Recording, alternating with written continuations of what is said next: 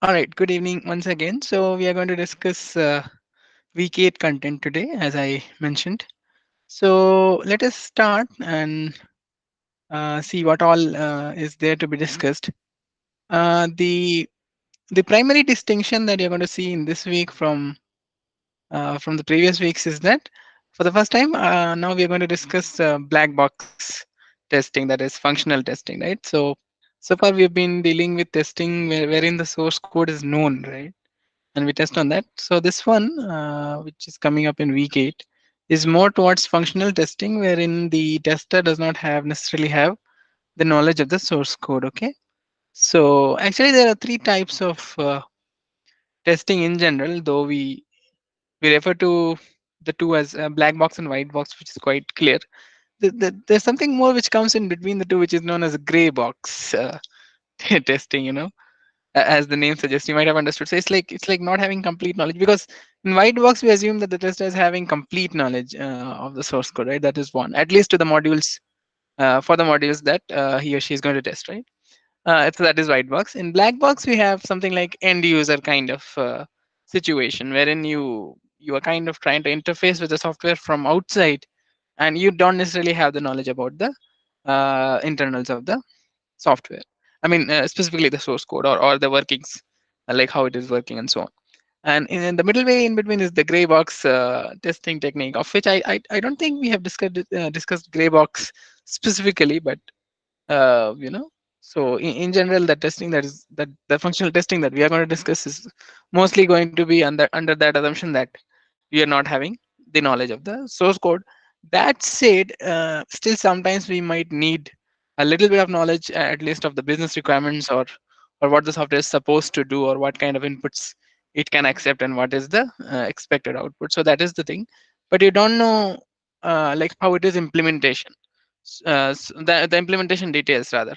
So how it is implemented, you don't know that, but you know that these are going to be my inputs, and I expect my software to give me such outputs, and we basically check whether that is the case or not. Okay, so that is the idea. With that in mind, let me share the slides, and we'll begin with that.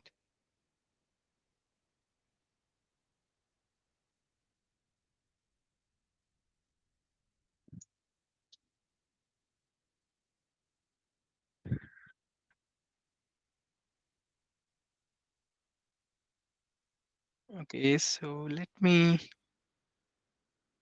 know once the screen is visible.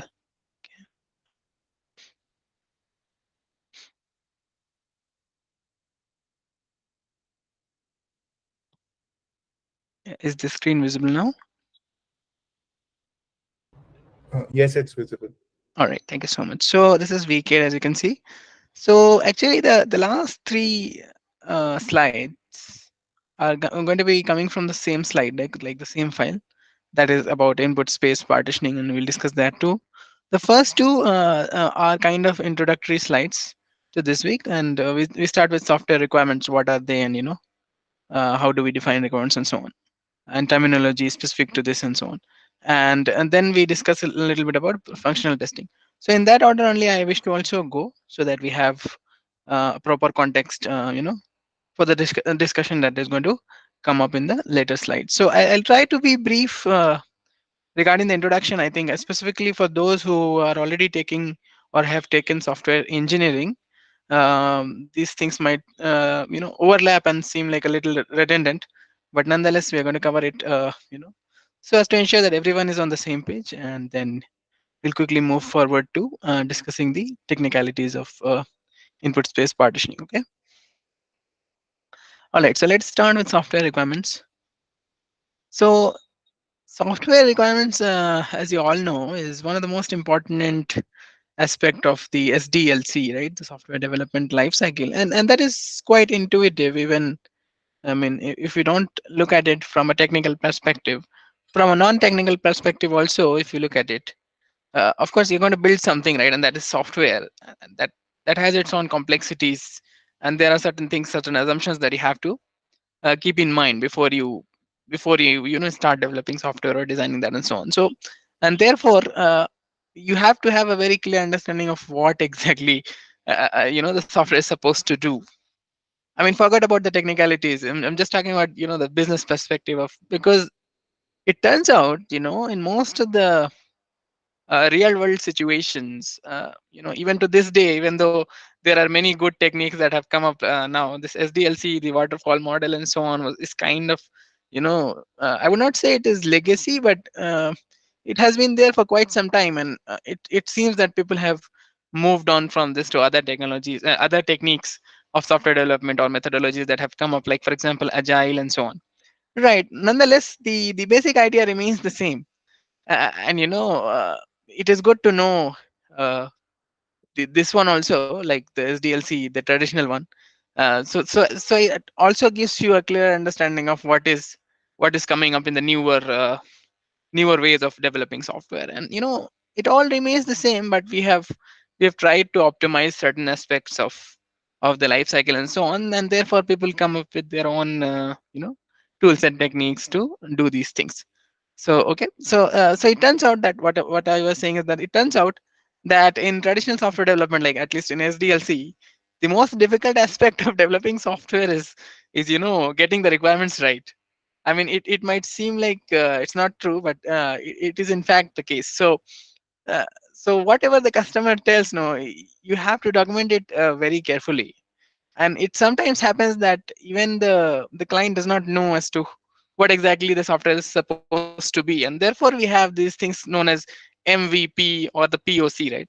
So the POC is proof of concepts, or maybe the minimum viable product, and so on, so on. So these things are there just to, or prototype for instance, right? These things are there just to help the client, him or herself, in some sense, in understanding what their expectations are, what they are expecting the developers to develop, and also to help understand, like the developers also to help understand how the thing is going to come out later on. Of course there are iterations that changes the thing and so on, but then it turns out that gathering requirements is one of the most difficult tasks, and therefore we do it quite carefully.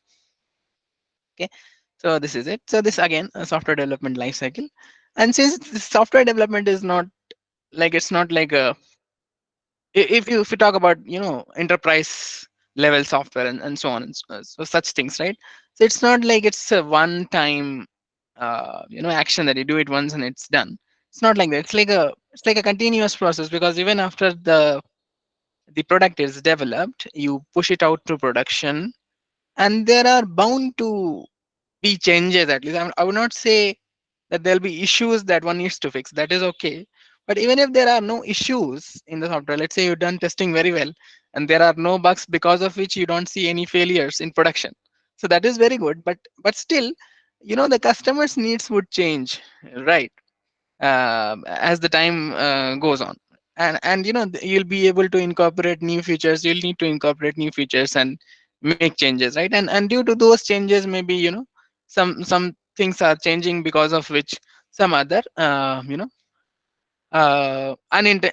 non-intentional bugs are being introduced also, about which you don't know, right? So because of some other change you made, something else got changed, and because of which there is now coming up and so on. So these things happen, and therefore there is this thought of as a life cycle of a software. It's not like one time activity that you do it once and it's over. Okay, and also it depends on certain business contracts and so on. I mean, like, but I'm talking about in the context of software itself. Okay, as a software, as a product, it is it has to be maintained, and it has to be updated and so on. But if your contract is such that you're not going to do that, that is a different thing. But in general, from the perspective of the software or the product, you have to maintain it. If you don't maintain it, of course it will become obsolete in no time. Basically these days you see a lot of competition happening in the industries, right? So if somebody does not do it well, other people come in and develop something which is even more powerful than that. So therefore it becomes very important for the software, the product companies rather, to keep up. Right? And therefore there are bound to be changes. So in a nutshell, basically it has to be thought of as a life cycle. Okay, so therefore it says SDLC is a term used by software industry to define a process for designing, developing, testing, and maintaining. Note that. So there is there is this maintaining term also, right? Because of which this life cycle comes. Otherwise, it would just be a linear activity, right? Of designing, developing, testing, and then pushing to production, and then I don't look at it later on. So it is not the case. Rather, you have to maintain it, and therefore, SDLC also mentions maintaining a high quality software product. Okay, so that is the idea, and I think it is more or less the same thing in other products also, not necessarily software, but you understand, right? So that is how things evolve, and uh, that is a need in some sense. Okay, so in the SDLC, the original definition in some sense has these kinds of stages. Okay, so the first thing is planning and requirements definition. Okay, and then there is design and architecture.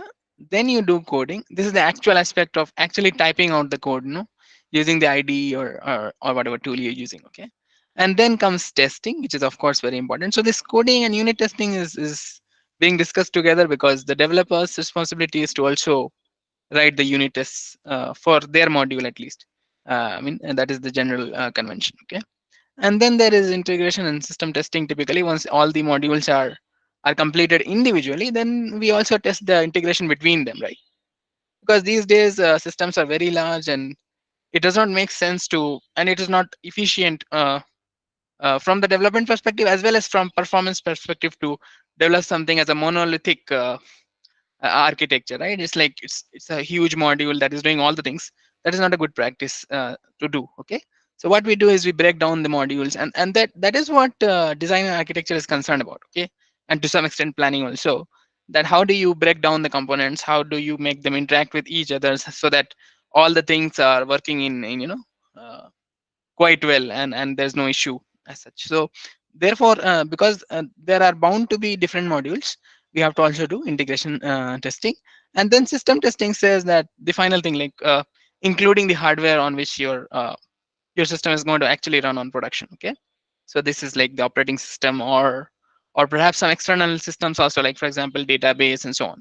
Okay, and then there is software maintenance. Okay, so actually, IEEE defines these terminologies. Okay, and it'll be better if we go through this for two reasons. One is that there might be questions on this. That is one. The other is that if you have this terminology in the right, if you are interpreting it in the right sense, then the other things that are going to come up, later or build upon these things, you'll be able to gain a better understanding about that. So we'll just quickly go over this. So it says requirement is defined as a condition or capability needed by a stakeholder. In this case, it might be a client to solve a problem or achieve an objective. Okay, so I say that, for example, when I press on the login button, then I should basically get in. I mean, basically something like that, or rather something different. So, for example, if I click on the buy button, then that item needs to go into the cart. I mean, that is the requirement that I'm giving. Okay, so it's the general thing. And then a condition or capability that must be met or possessed by a solution or solution component to satisfy a contract. Okay, standard specification or other formally imposed documents. Okay, so then it says that a condition is, first is the definition, what it is, or a requirement rather. So requirement is a condition or capability or a feature, right? So I need this capability in my application, right? So that is like a requirement that a stakeholder gives. And then it also has to be a capability that is met. The solution then must satisfy that requirement, because otherwise you would say that the software is not complete. Okay, so if there were three requirements that the stakeholder gave to you and you only implemented one feature, then of course I cannot say that software is complete, in the formal sense. So therefore you have to also ensure, in some sense, or the developer's responsibility is to ensure that the requirement is also satisfied. Okay, and then a documented representation of a conditional capability, as in one or two above. So yeah, and the requirement is also known the requirement is basically is an artifact in itself also. Like when you document it, when the stakeholder gives, it's a requirement, whatever is desired. Okay, and then you develop it, that is a capability that is given in the software. So that is like a feature which satisfies that requirement, so that is okay.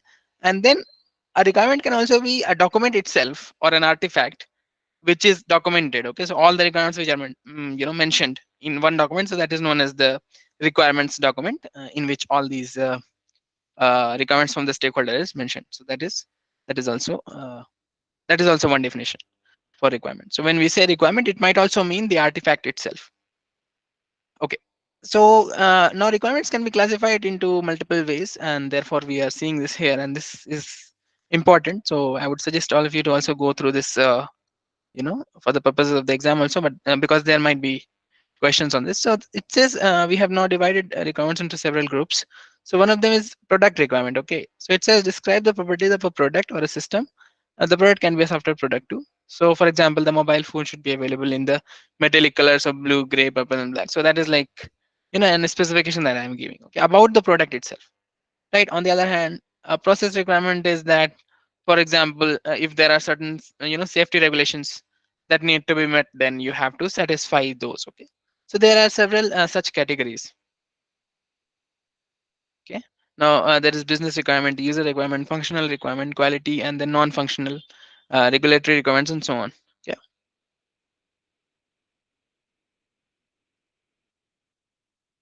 Yeah.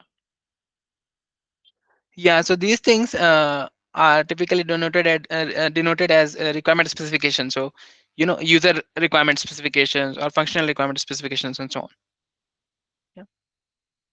Now the business requirement is the easiest one to understand because that is what you get, okay, from the client or the stakeholder. Okay, so that is like what it needs to do. Okay. So for example, it says the mobile phone must charge to 100% battery within 1 hour.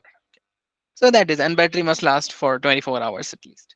So that is one business requirement. I don't know how it will happen.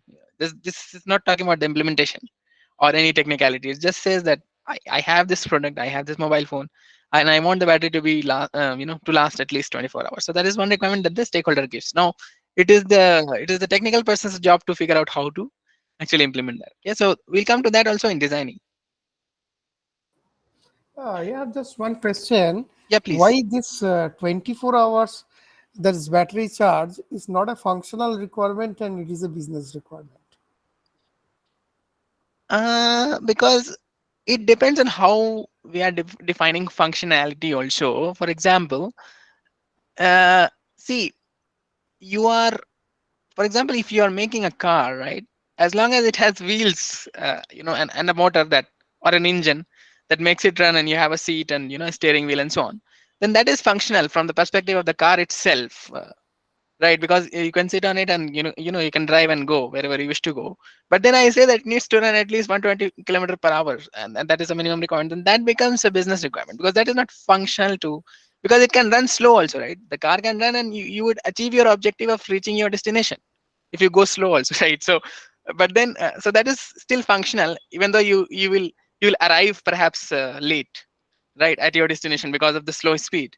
But then if I say that it needs to run, at so and so speed, then that becomes a business requirement because the functionality itself is not affected, right? You can do your homework in for example, in the Intel i3 processor as well, but it will be slow, right? But you need a you need a what is that, you need a newer model to work Okay. faster, so you need i5 or i7 and so on. Right? So that makes it fast, right? So that is not directly connected to the functionality also. That is in some sense overlapping with quality aspects, right? So how good it is, even though it works, so whether or not it works or not does not work is a different question. But then these things, like for example, must last for 24 hours. I mean, it could last for 18 hours also, and that is totally fine, still functional, right? But I'm saying no, it has to be 24 hours. So that becomes a business requirement. Okay. Okay. Sorry to interrupt, just one question. Yes, I'm sorry, please. I joined about, I think, 10 to 12 minutes late. So I just wanted to clarify that for the quiz 2, the portions will be like 1 to 8 weeks with emphasis from 5 to 8? Yes, correct, correct. Okay, okay. And for in as part of this meeting, you are going through week by week, right? Yeah, I mean, I'm going to discuss only week 8 today. For the rest of the sessions, I think you can go, for the recording for the earlier weeks, like week 7 and Okay, all. okay, We have. yeah. Okay, sure. Thank you. Sure, thank you so much. Okay, so we have now. So this is about business requirements, and to some extent, I mean, that is a good question, that whether this comes under business requirement or not. So I mean, yeah, something that is given to you from the client is more or less a business requirement, right? You have to satisfy that, of course. And then comes user requirements. Okay, so we have defined user requirements as something which affects the usability, and that is why we are saying user requirement. Okay, so for example, the language interface should be available in all prominent Indian languages. Okay, so I mean, now these terms sometimes, though not generally, because these terms are standard as defined by the IEEE and so on. But it might happen. So it's like a disclaimer that I'm giving. That it might happen that other definitions might be given wherein it is interpreted in a different manner. So when you see these questions in the exam, okay, whatever seems closest to you, please answer that. And in case of ambiguity, though it is unlikely, in case of ambiguity, you may put your uh, you know you may put your comments later on Discord, and we'll see if we can accommodate that definition also. There's a slight, because these things are somewhat subjective, not entirely but somewhat subjective, so it might happen that there is a little bit of overlap, and because of which ambiguity is coming up, and there are multiple answers which might be possible. Okay, so just making that as a note. No, so okay, so user requirements, for example, we have given here that language interface should be available in all prominent language, because it is going to affect the end user, right? If somebody does not know, for example, other languages, and it needs to be in Indian language, then if it is not in your language, then you cannot use it, right? So that is then limiting for the user. However, at the same time, if there is another user who is knowing that language in which the app is developed, then that user can use it, right? So it depends on the user also, right? So therefore it is user requirement. Okay, so, and that is from the point of view of the user. It's not business requirement as such, but it might possibly be as well uh, considered a business requirement. So, but in general, whatever affects the usability, or for the user, that is going to affect the user itself, is considered part of the user requirement. Now, this is the easiest one. The functional requirement is the easiest one. This is in some sense the the canonical requirements. As in, when we say requirement, without specifying which requirement we are talking about, most often than not we are talking about functional requirements. Okay, so this is a general requirement that it needs to satisfy. Define the functioners or of a system or its component, where a function is described as a specification of behavior between inputs and outputs. So this is the part on which we are going to discuss in detail functional testing or black box testing, moving forward. So this is in terms of the input and output. Like, if I do so and so, if I click on so and so buttons, or if I provide this input, right? So the software should do so and so, and it should give me this output, right? So your typical notion of the test case is somewhat similar. For example, you have the input and then the expected output. You give that input to your program, and that you get an actual output when you run that, right? So you get an actual output and you have an expected output. You compare the two. Those two match, then you say the test case is passed. If the two do not match, then you say the test case has failed. Something similar is happening here. Only thing is that since we are talking about black box testing, and so in this case we don't know the internals of the software itself. We are just trying to observe it from the outside. Okay, so that is the thing to keep in mind.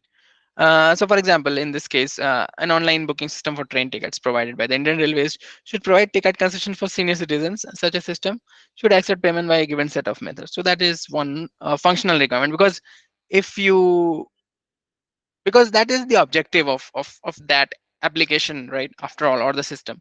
So if it is not able to fulfill that requirement, then that functionality is affected, right? Maybe if it is in a different language but it still does the thing that it's supposed to do, then it is functionally correct, but maybe it is not in the right language. So maybe not all users are able to use it. So that comes under user requirement, right? Which you are not able to satisfy user requirements. However, it is still functional. But in the case of functional requirements, if you're not able to satisfy that, then it affects your system itself. I mean, like you cannot use it at all. So the functionality is affected in this case. Okay, and so functional requirements, what people do generally is that we provide it as use cases. So there are typical scenarios if we think about it. There are certain patterns. So for example, if I'm going to have an online booking system, so there are cases. Of course, in larger systems there are multiple cases. Think of electricity bills and so on, right? There are so much so much calculation that goes into these things, right? Because there are so many calculations that are involved, right? So multiple cases are there. So that happens in larger systems. However, in general also, for example, if you have a software, then there are a typical set of patterns that uh, you know that is going to emerge out of that. So for example, I log into the system, and then I make a payment from from the wallet itself, or I make a payment using net banking, and so on and so forth. So these are different use cases, right? So even if I change one parameter of my interaction with the system, then the use case is different. Okay, so it might be the case that if the wallet is not working correctly, your net banking payment still works, right? So because that's a different use case. So if there is some issue in the wallet module, it would not affect the other portions of the software. So typically that is the case. Okay, and the document that we maintain to keep this is known as the functional requirement specification. Now this comes under the same idea that I think Samit was asking the question about, like so the battery lasting 24 hours. I mean, that is not a functional requirement as such. But if my mobile phone lasts, let's say 48 hours, then that is good. Okay, so that is like a quality parameter. If that happens, this is good. But if it is, you're not able to meet it for certain constraints, then that is also okay because it's functionally correct, right? But you're not able to meet that quality. So that is a different question. Okay. So it says specifies criteria that can be used to judge the operation of the system rather than specific behaviors, like how it is operating. What it is doing is a different question. That is functional requirement. What it is supposed to do, and how it is doing that is mostly coming under non-functional. Okay. So whether it is doing it fast or slow, whether it is responsive or not, right? So and all those such things. Okay. For example, one example possibly might be, though it is subjective, might be that if your website does not support mobile view, then somebody opens that, goes to your website and sees the desktop view in mobile, then it becomes very difficult to use, right? So I mean, the website will be functional, it will still be functional, but it becomes difficult to use. So that comes under non-functional requirement, that you make your website such that when you open up in the mobile phone, it adjusts the layout to accommodate that. Okay, so that is one example. Or for example, response by system from the system for a client's request should come within a second. So I mean, that's a parameter that I'm setting. Okay, the system should work even if 10,000 users log in at the same time, and so on and so forth. So this is not the functional aspect, as to not exactly related to the behaviors of the system, but how it is achieving its objective. Okay, and the quality parameters. And then comes regulatory requirements. So this is like uh, for safety critical equipment and so on. So let's say medical equipments and so on. So there are certain safety standards that such things must satisfy. Okay, so this comes under regulatory requirements, including environment, business safety, and so on. Okay, and these differ from one country to another. Keep this in mind. Okay, so we are talking about black box testing now. It says black box testing deals with requirements that and spends most of the requirements sketched above. Okay, treats executable artifacts as black box, as in we don't know how it is, like the source code is not known to us. I mean, that is the easiest way to think about it. Okay, so it's like a black box. I give to it an input, it does something, I don't know what it is doing, and it gives me an output. Okay, and then I compare whether it is matching the expected output or not. Okay, so far the techniques that we've been discussing in the earlier weeks, we are concerned with white box testing, wherein we had the knowledge of the source code. Even in symbolic execution, we knew, right, that this is the source code and so on. However, in this case, now onwards, what we are going to discuss, at least in weekend, is going to be black box, wherein we are not concerned with the source code directly. However, we are just seeing the functional correctness from outside.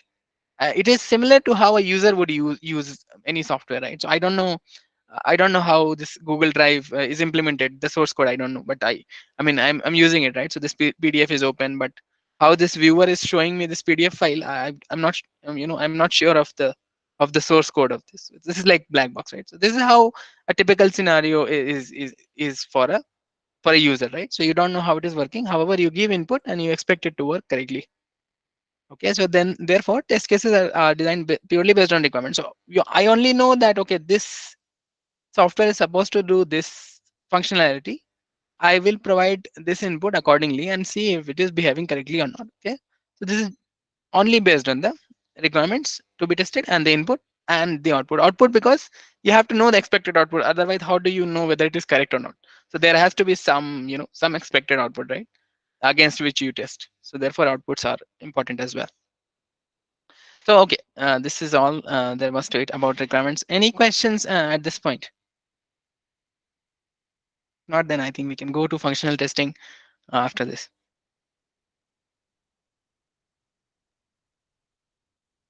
Shall we go ahead now? Okay, Yes, yes. sure. Thank you. So this was about requirements. Now that that is clear, let's go to functional testing and understand how this is working. Again, black box, so we don't know the code. Right, white box testing design done so far. So this is what we've discussed in the earlier weeks, graphs and so on. In all these cases, we knew the source code and we did something to the source code, or from the source code or from the artifact to be able to test the the software, right? However, in black box, as I mentioned, it is just the input output and the requirements. Okay, inverse testing a code design without knowledge about its internal, like the actual code structure, which loops are running and so on. Okay. These things we don't know. Okay, so a little bit of introduction about functional testing itself. Like this is a paradigm. Okay, so it says the term functional testing was introduced by W.E. Howden. I'm not sure of the exact pronunciation, but it must be that.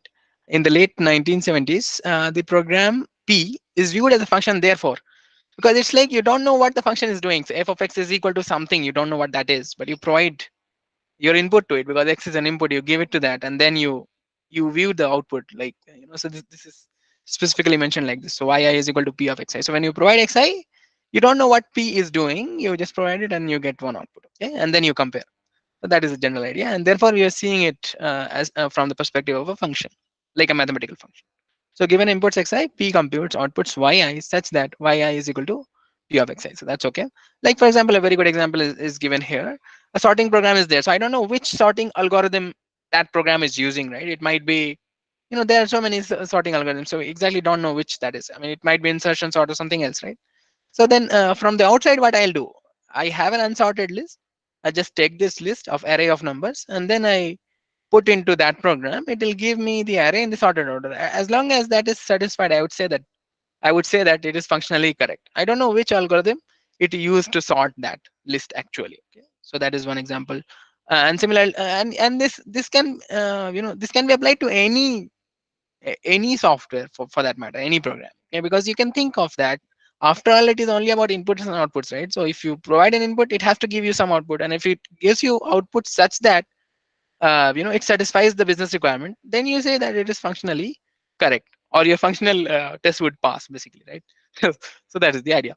And similarly, a compiler is like in this case. However, in the compiler's case, the input is program source code itself, so that's a different thing.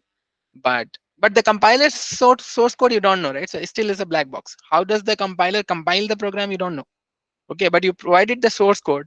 We run it, right? In Java, we run Java C, and then we provide the Java file. It takes it in the file and gives out the class file, right? And then you run it. So that's how it works. So the input is the program and the output is the resulting object code. Okay, so this is how a compiler is. So yeah, and so in functional testing, these are some important steps that we follow.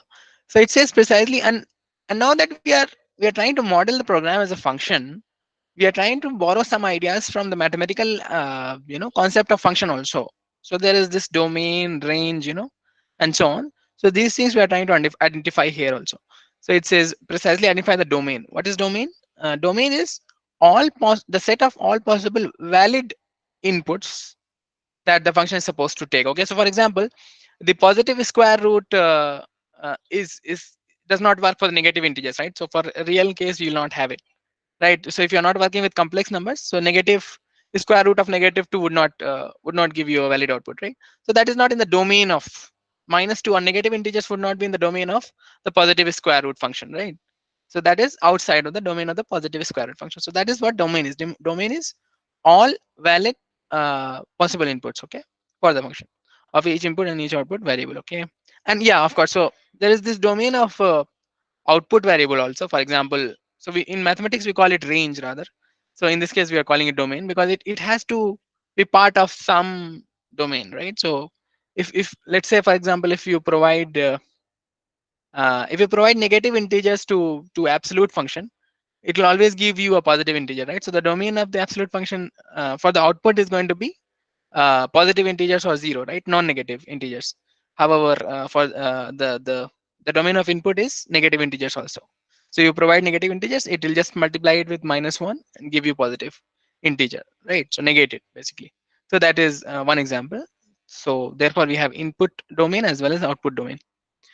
And so it says the idea in functional testing says that select values from the data domain of each variable having important properties. Now we'll come to what important properties mean when we come to input space partitioning and how do we ensure that, because all this while we have not talked about the quality of the test itself, right? I mean, I just said that you provide input and you get output. If you see that it is matching your expected output, then you say that it's correct, right? But then how does, because so far we've been doing software testing for what? For improving the test cases and improving the software quality. Now, if I am doing functional testing, how do I ensure that my tests are such that it is actually beneficial for the software? Maybe I'm just doing redundant, test cases which are redundant, which are not useful. So therefore, it says in functional testing that we are going to select inputs and inputs such that it is having some important properties that it allows me to actually improve the quality of the software. If there meaning if there are bugs in that, it should allow me to reveal that, right? So it should make some sense. So therefore it says that it has to have some important properties about which I think we'll discuss later. Okay, so and then consider combinations of special values from different input domains to design test cases, right? So there are combinations possible, right? So again same thing, because after all you just have input, right? From your side you just have input. So the most you can do is basically vary the input, in certain cases and see what the output is. So and this idea of varying the input is what we are trying to do smartly, so as to make the quality of the test case better. Okay. And then we have number 4, consider input values such that the program under test produces special values from the domains of the output variables. So we are trying to also we are trying to test in certain special cases, right? What happens, right? So for example, if you provide it a very large number, then what happens? Is it giving an error and so on and so forth? Okay. Whether it is going negative or out of range or something like that.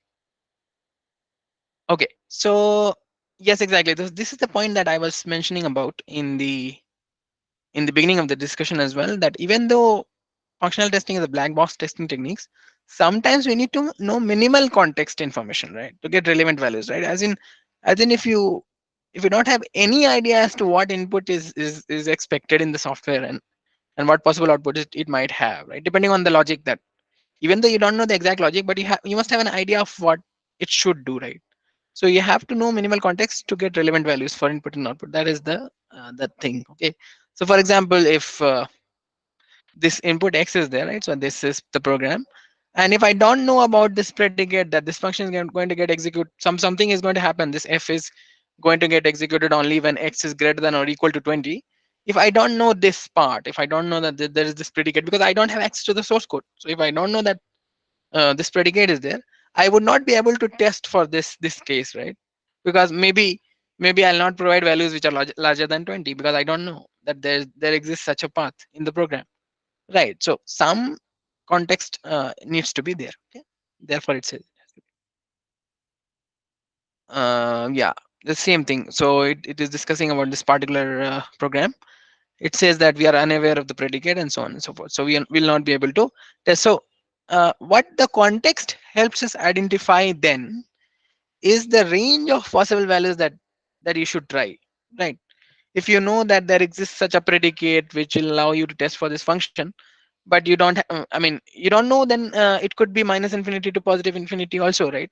You can provide anything, right? Any large number if you don't know this. But if you know this, then you know the range and you know exactly what to test and what will be useful to test for. Okay. uh, you know uh, in relation to the input. So that is what it is saying. Okay, so now we're going to discuss types of functional testing quickly. A little bit of introduction. I think the the last two is something that we are not going to discuss in very much detail, but the first four I think are important. So I will go through that. But before that, if there are any questions, please feel free to ask.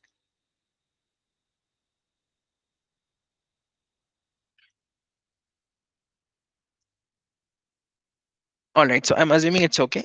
We are moving forward. I hope I'm audible though. I just wanted to check. Yes, yes. Okay. All right. Thank you so much. Okay. So now we are going to discuss about equivalence class partitioning. So actually,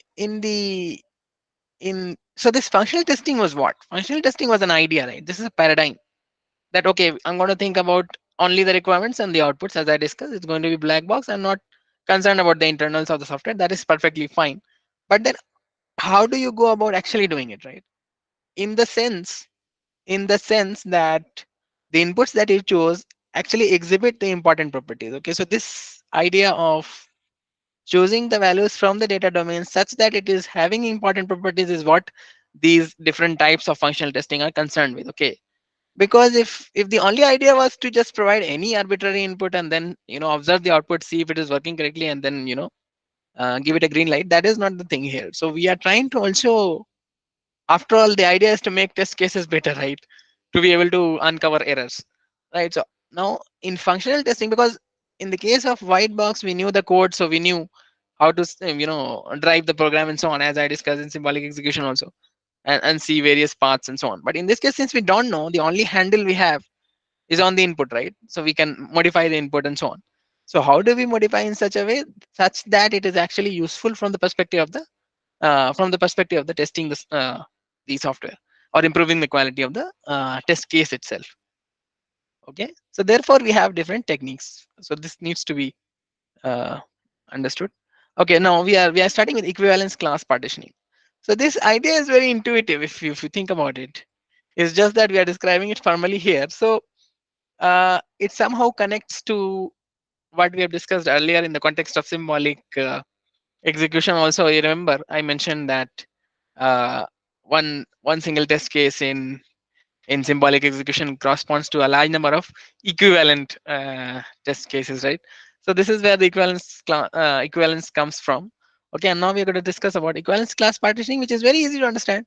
It's just that there are some ideas that need to be made clear. Okay, so it says that if the input domain, now we all understand what domain is and what input is. Okay, the input that we are providing to our function, because the program is now viewed as a function, because we are doing what we are doing functional testing. Okay, so now we are having the input which is having some domain, because we know, right, the minimal context again.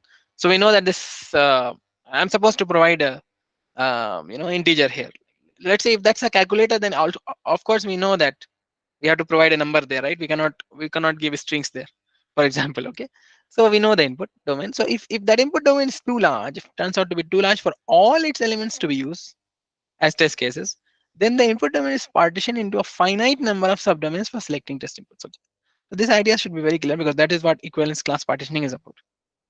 Okay, it makes intuitive sense also. So I have a function which does something to the integers. Let's say it multiplies or figures out the square root using the Newtonian method, for example, the Newton method for finding out the root or the square root. Now I implemented that, for example, and now I can provide anything to it, right? I mean, there's no limit to it, because it, after all, it accepts real numbers, for example. Just saying. So the input domain is of course very large, in fact infinite. So what do I provide such that I can be I can be sure that my testing is actually sufficient? How do I ensure that? Okay, and this is where class comes in. Okay, so what we try to do, and this partitioning is there is no, I would say there is no exact specification as to how you do the partitioning. Okay, it's up to you, and it depends on it depends on the various implementations and the applications also, like how are we going to do that partitioning. It is part of test case design again, right? That when you're going to design the test case, you decide how to partition. Okay, depending on the requirements, because you know the requirements, right? You know the requirements, you know the inputs, you know the outputs, so you know the input domain rather. Okay, so therefore you can decide on how to partition. So the idea, it says that it is partitioned into a finite set of subdomains for selecting the test inputs. Now because it says equivalence, okay, what happens is that those sub domains that are there, right? Each input within that subdomain is actually equivalent to all others within that domain. So, for example, for integers, right, I might have, for example, I might have one such partition that negative integers, positive integers, and I have zero, right? So these are three uh, equivalence classes. So in the equivalence class of negative numbers, and I decide on the property. I decided that I am going to partition based on the sign. Okay, so that is something that I decided by myself. So dividing it on the basis of sign. So if the negative sign, that is one class, positive sign is one class, zero is another class. So you can understand now that on that property, the sign, all negative integers are equivalent to each other, because every integer, every negative integer will have a negative sign. Okay, so that belongs to one equivalence class, because all the negative integers are equivalent to each other on that property. Okay, so therefore we say it is equivalence class partitioning. Is that idea clear? Any questions?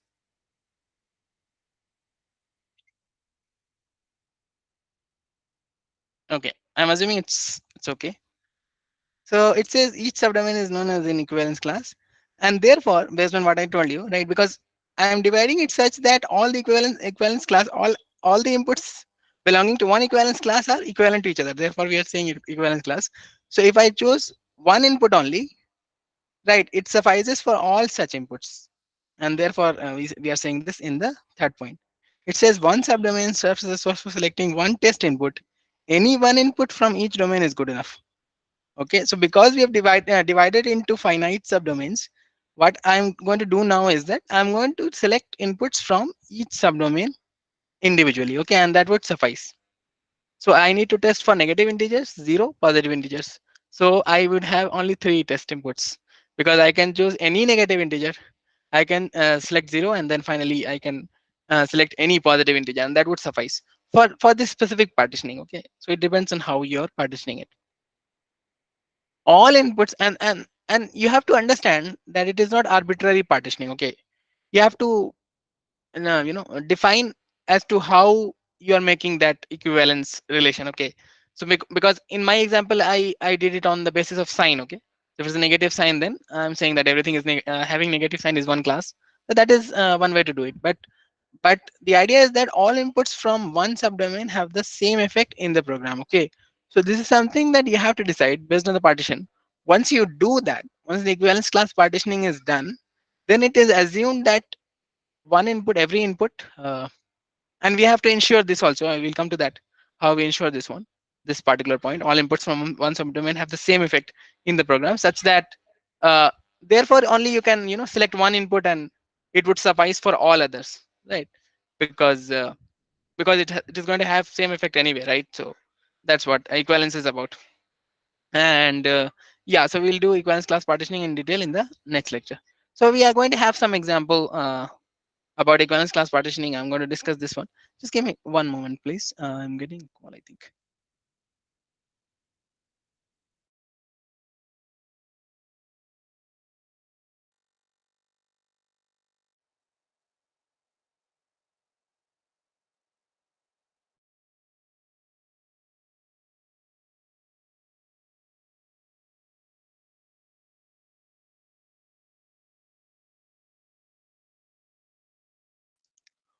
Yeah, sorry about that. Okay, so yeah, so this is the example of equivalence class partitioning, and this partitioning comes from the idea of the requirements, because you have the requirements, right?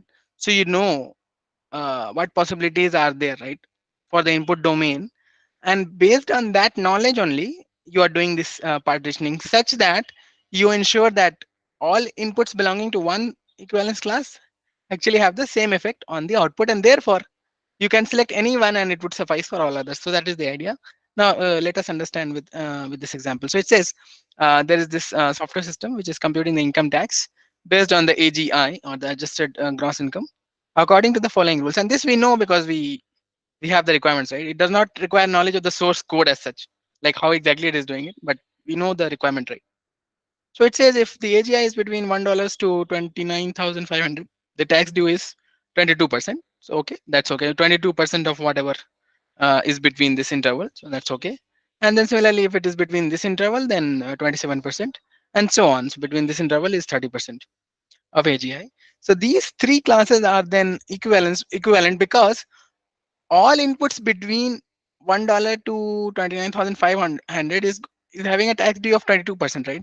So this is like a one path in the program, because you'll have some kind of a if condition which does this filtering, right? So all inputs in this range is actually equivalent to all other inputs in this particular range, right? So whether you select $1 or $2 or $3, it does not matter. As long as it is within this range, it is going to be equivalent, right? So what we will do then is that we will only pick one input from this class, okay, and test for the 22% case. Then go on, select any one input from this case, because I know all the other inputs are anyway equivalent between this range. So I'll just test for the 27% case. And similarly, for this one also, I'll select one. So these are the three equivalence classes, okay, three classes. However, keep one thing in mind is that certain cases, we also do test for out of range integers. Like for example, you have this 100 billion here, right? So in general, what happens in equivalence class partitioning is that we test for invalid inputs also. In this case, because these things are defined as valid inputs as per the requirements, it is supposed to give you some value, right? So 22%, 27%, and 30% respectively. However, there are invalid inputs also. Like what happens if you go beyond the range? So what about 101 billion, right? So you have to test for it, right? Invalid input. So the idea is that for invalid input, it should say that it is invalid. Okay, I mean that's the idea. It should not, for example, it should not say that the tax due is 30%, right? So that is the idea. You have to have that check also. Therefore, we also check for invalid inputs, and therefore, what happens is in these cases, such cases, like for example in this one, you have three cases, right? But we will also test for beyond the range, so beyond 100 billion and less than the starting point. Okay, so less than $1. So it will be one. So in total, there will be five classes actually. So three classes belonging to these three categories, and then two more for testing less than $1 and greater than 100 billion. So that you need to keep in mind. Okay, yeah, here we are mentioning that, right? So invalid input case also, you have to check for that as well. So five partitions. So we get this one. Five partitions are there. So there might be questions in this particular way. You have to be careful about this. So if you see that there's a bound, okay, so we have to consider one more class which is going beyond the bound also. Okay. All right. So five test cases, one number from AGI, one number, right? So because we know that the output is going to same, therefore it said in this one that all inputs from one subdomain will have the same effect in the program, and that is decided based on the requirements and the partitioning, the way of partitioning that you have done. Okay. So we ensure that all inputs are having the same effect, and then we select only one input from that. So that is the idea. So the advantage of this is that we knew like how to test it. This is like a systematic way of testing. We, for example, if we select $5 and test for that, then I knew that it suffices for all other cases. I can move forward and maybe test for some other things like 30,000, for example, right? To test for other class.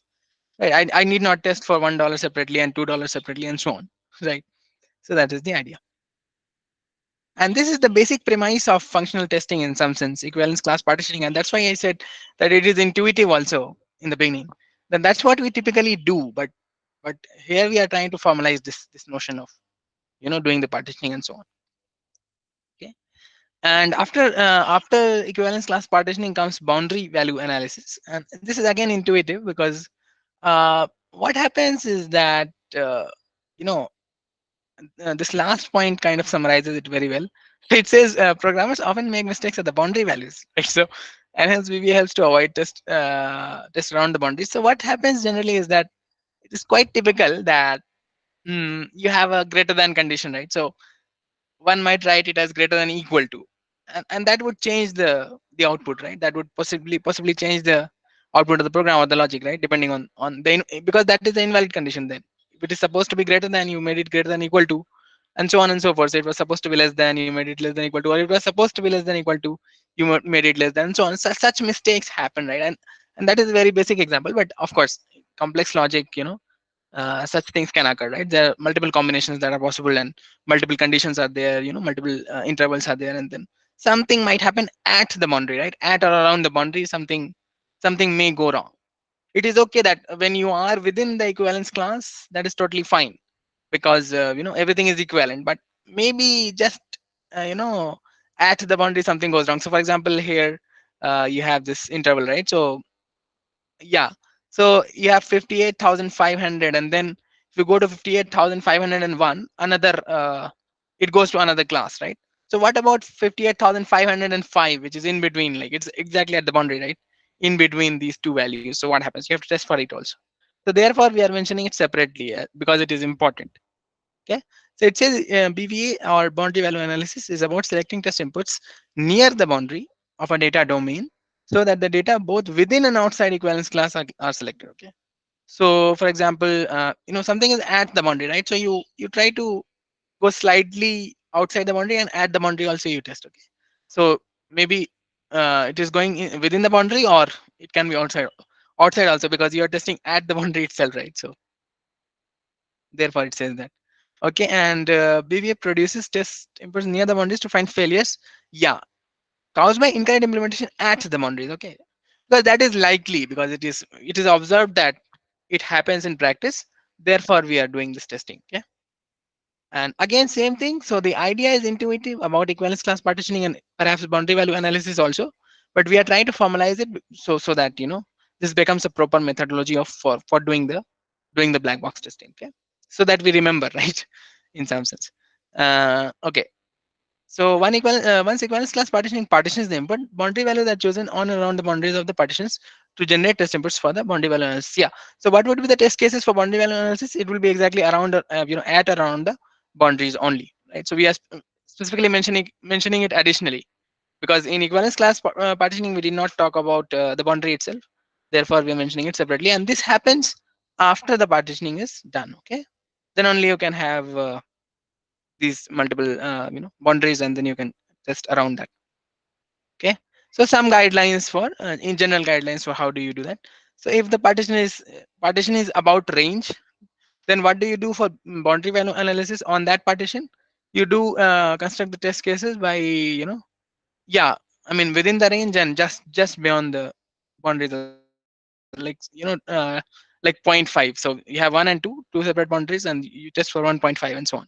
Okay, if it's a discrete set of values, then you select the minimum, minimum value and the maximum value, and then you also select a value smaller than the minimum and the one larger than the maximum. So this is closer to what we discussed about the invalid input case, right? So what happens if you go beyond that, right? So beyond the boundary, like this one, AGI less than 1 and AGI greater than 1 billion. Okay, so these cases. And if it is an ordered set, okay, so in that case, of course, we cannot define a range in general. So therefore we only select the first and the last, because that is supposed to be at the boundary, right? Because that's an ordered set. Okay, so for example, what could possibly be the boundary value analysis values for this case? So this is again the tax example. So you have 1 less than equal to AGI less than equal to this. So for this partition, we can have boundary values. It could be 0, 1, -1, and so on, because you understand, right? It's slightly outside the boundary and so on. Okay, similarly for other cases also, right? Okay, yeah. For each like for each class, we are describing what possible boundary values could be for that specific class. Okay, so in this case, we are selecting slightly less than the minimum, right? So we have 58,500, and then at the boundary also 58,500 and 0.5. So you have this. This is how you do that. This is all about, I think, equivalence class partitioning and boundary value analysis. After that, I think we can go to decision table, but we already out of time. Any other questions that you would like to ask at this moment? If not, then we'll see what can be done. Hi, Afnan, Lalit this side. I have got a Yeah, question. yeah. Good evening. Hi. In the previous year question papers, if you see in some questions that completeness property of the partitions, it has not been covered in the answer key. Uh-huh. I'll just give you an example. Uh-huh. For example, the domain of age, for example, is from 18 to 80. Uh-huh. And in the conditions, okay, it was like that if your age is, for example, from 18 to 25, then 30 Uh-huh. to 40, okay, and from 45 to, for example, 60. then 70 to 80, and then above 80. Okay. So the number of partitions, I will share that question with you on discourse also, Hmm. because certain parts of the input domain, they have not been covered by if we take those number of partitions. I'll post it on Okay. discourse. Yeah, sure, definitely. Please do post it on Discord. We'll try to answer that. All right. Okay. So a little bit about decision table. I think we are already out of time, but if you are willing to stay, then we can discuss a little bit about this one also. But if there are other specific questions that you would like to ask me, ask. So and then we'll cover that. I think there was a raised hand. Go on, Yes, please. sir. Can I Yeah, know where please. to get the quiz to previous year's papers? Quiz to previous year papers. How do you get? Okay, I think we have shared it on Discourse already, so you will find it, of course, there on Discourse. But if you're not able to look for that link, maybe I'll just pin Might it or have something. it would have gone further Yeah, back. yeah, I understand. Okay, sure, sure. So let me check. I'll check it after the class and maybe share, on the chat space also. Okay. Thank you, sir. Meanwhile, what you can do if you want to do it by yourself, what you can do if you've been in degree level already, at least for the past term, you can get it. Like for example, like if in the past terms you've been already there in the degree level, then that respective paper, if you open for your subjects in the same PDF, you have the other subjects also, right? So if you open that answer key, you'll find software testing also. It's my first time. Sir. Ah, okay. Yeah, in that case, I understand. So okay, I'll share that.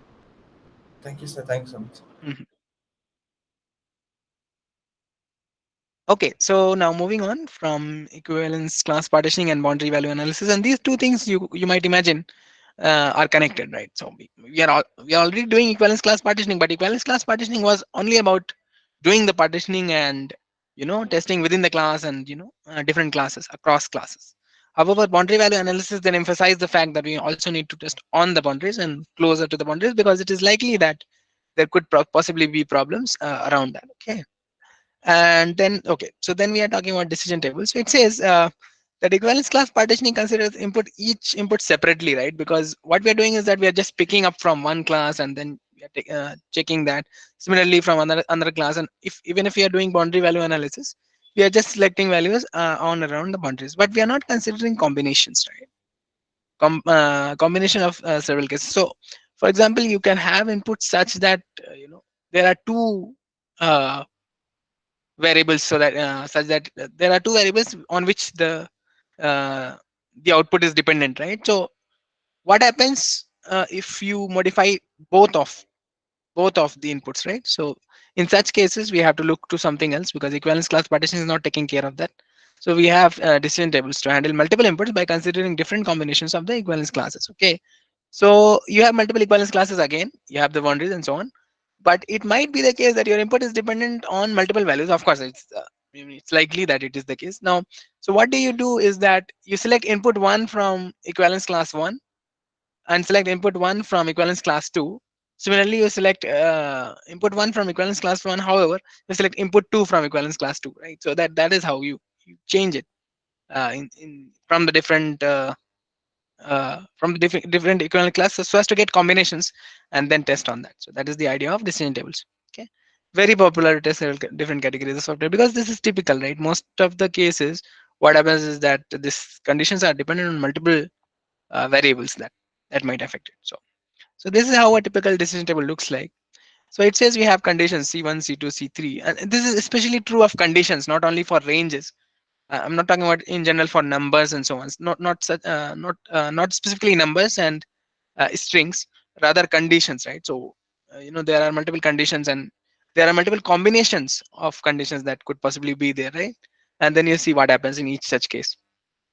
So for example, we have three conditions here and the values are yes, no, or not applicable. So this dash denotes not applicable. Okay, and similarly for all three conditions. And you have these rules which are already made. We understand what happens. So we have this rule 1 in which if all three conditions are true, which is y and y, and this last one is also y. So all three are true. In that case, effect 1 happens. So these are the effects E1, E2, E3. Based on these conditions, what effects are taking place? You are seeing that, right? and this 1 and 2 denotes the order in which the effects are taking place. Okay, so if all three conditions are true, in that case effect 1 will occur. Okay, and then effect 3 will occur. That 2 denotes effect 3 will occur after effect 1. However, effect 2 does not occur. Okay, similarly, if this is the case, like R2, uh, if the combination is such that it is R2, so if first condition is yes, second is yes, the last one is no, then in that case effect 3 will occur, and effect 2 will occur after that, and then effect 1 will not occur, so on and so forth. So this is like a decision table. Okay, so we test for all such cases. Okay, yeah, so for each effect and effect sequence number, this is the sequence number. Okay, 1 and 2 and so on. So specify the order in which the effect should be carried out if the associated set of conditions are satisfied. So it rather says that it should happen. Okay, if I have all three conditions are satisfied, then effect 1 should happen, whatever effect 1 is, and then after that effect 3 should happen. Effect 2 should not happen, right? So this is like a rule that you have to follow, and then you check against it whether that is actually happening or not. Okay, so that's the idea. Okay, yeah, for example, you have these conditions, three conditions, right? So if this is like a loan example, it says repayment amount has been mentioned, terms of loan has been mentioned. If both the things are correct, then you process the loan amount and process the term. There is no error. Okay, similarly, if repayment amount has been mentioned, however the terms of loan has not been mentioned, then in that case you process the loan amount but you don't process the term, because terms of loan has not been mentioned, right? It is no. So and so on, so on and so forth. So this is like a decision table where which allows you to test a combination of conditions. Okay, so in this case, if you do equivalence class partitioning, maybe I'll check for these conditions individually. Like if the repayment amount has not been mentioned, then what happens? I'm checking for that. That is one class, right, of inputs. If the terms of loan has not been processed, then what happens? Another class of inputs, right? So I'm testing like that. But what about the combinations? So this is what decision table is allowing us to do. It is also taking into consideration the various possibilities that could occur if you consider both variables at the same time. Okay, so this is how it works. And if nothing, like if the repayment amount has not been mentioned and the terms of loan has also not been mentioned, in that case there is an error message. So this should happen. Okay? And then you test against it and to see if validate it if it is correct or not.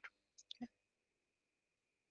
Now the last thing that we are going to discuss for today is random testing, and that is about again about ranges, specifically for real numbers and such cases, right? Because you don't know, you don't have a specific way to test it. Like for example, there's this square root function, what you should provide to test it, right?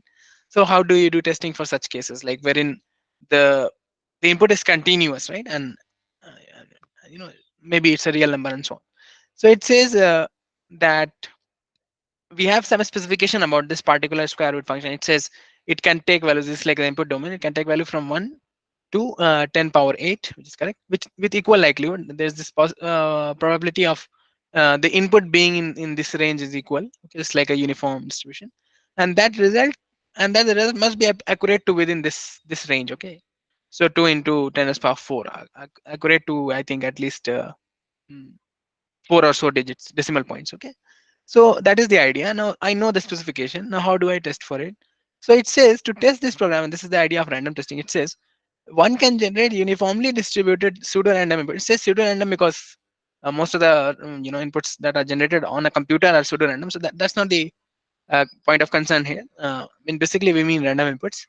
Okay, uniformly distributed again, random inputs t, and obtain outputs. Okay, so what we are doing, we are just providing random inputs to this square root function and then obtaining the outputs, the square root of t. Okay, now for each t which was the input, we compare the outputs z and z square. Okay, whatever we obtained, and then there was this expected output that I expected this output to be this, right? It should give me this, and then we square it also, right? Whatever comes and then we square it, and then we compare this z square with t, the original, because so we provide the input, random input, we figure out the square root from this function, then square it and then compare it with t. Okay, the original input, and then we see that if any of the outputs fails to be within this range, because that's what we mentioned in the requirement, right? It has to be within this range, 2 into 10 to the power 4. And if it fails to be, if any one of the outputs fails to be within this range, we have to repeat the results, and the program must be fixed and be tested again. So that is the idea in random testing. Okay, this is specifically applicable for cases wherein you have real numbers and so on. So that is the idea. Okay, any questions regarding this one? I think after that ISP comes in, but I'm not sure if we will be able to cover it today.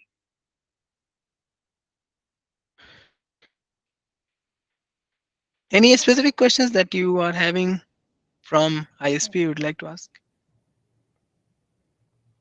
You just go through in brief short. Short intro of ISP itself, is it? Mhm. Or the type of problem that we are going to encounter into the quiz in line with ISP. Yeah, sure. I think Lalit mentioned one of the problems, right? I can go through that if you're willing to stay like Yeah, you just go through because 10, after 10 to 15 minutes. I can quickly go through that. Of course, might no be issues. difficult to cover it in detail. Yeah, sure. If you wish to go through that, let me see. So we have ISP part 1 and 2, and then there is example. Yeah, let us try to understand it via example. That will make it faster. Okay. Yeah. So I'll just go through the example. The definition more or less remains the same because this ISP builds upon the equivalence class partitioning idea, right? It's the same thing. So we are going to discuss this, like how do we do it in practice? Okay.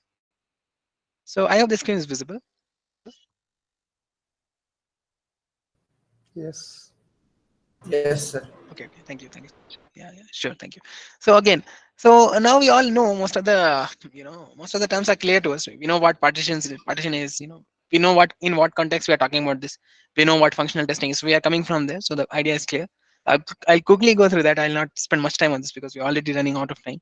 So it says given a set as a partition of this is a set, because you can understand, right? You have this input domain, right? And then you partition it something like that. So there are some properties that must remain intact for it to be a valid equivalence class. So I have to, in fact, go back to this particular point to make this apparent.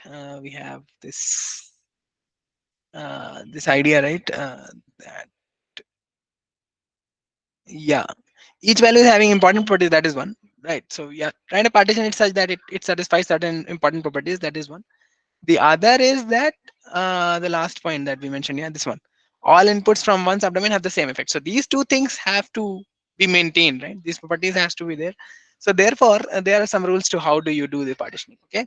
So it says that it must satisfy this condition that all the SIs are pairwise disjoint. There is no overlap between the two. Okay? If you are disjoining it, then across none of these there should be an overlap. Okay, so S3 is disjoint, S1 is disjoint from S3, and S1 is also disjoint from S2, and S2 is also disjoint from S3. So therefore it says they are pairwise disjoint. Okay, it's not like everything. Maybe it might be the case that S1 is disjoint with S3 but not with S2. It might be the case, right? But it should not happen.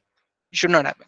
What should happen is that it should be pairwise disjoint. Okay, such that SI intersection with SJ, any SI and any SJ, there should be no overlap, no common elements between the sets, okay, or the partitions, okay, and then you have this, mm, and then you have this union, right? So because you are partitioning it like this, so and this idea of completeness says that you have to have the partition such that when you take the union, it should give you the original input domain back. So it should be complete and disjoint.